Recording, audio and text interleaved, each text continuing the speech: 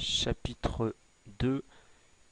L'insertion, la modification et ou la suppression d'une diapositive et la personnalisation de la barre d'accès rapide.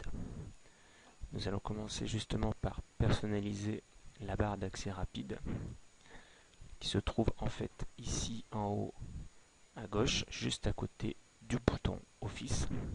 Pour l'instant, j'ai l'icône enregistrer, retour en arrière ou enchaîner une action. Alors pour rajouter des boutons à cette barre d'accès rapide, je fais un clic droit avec ma souris sur le bouton Office et je clique sur personnaliser la barre d'outils accès rapide. La fenêtre option PowerPoint s'ouvre sur personnaliser.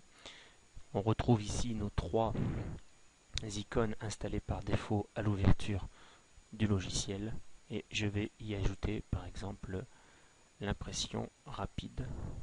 Je sélectionne et je clique sur ajouter et je fais OK. Le bouton impression rapide est maintenant présent dans ma barre d'outils d'accès rapide. Pour ajouter maintenant une nouvelle diapositive, vous cliquez ici, donc nous sommes toujours dans le menu accueil et on sélectionne nouvelle diapositive qui vient se placer automatiquement juste en dessous de la première diapositive.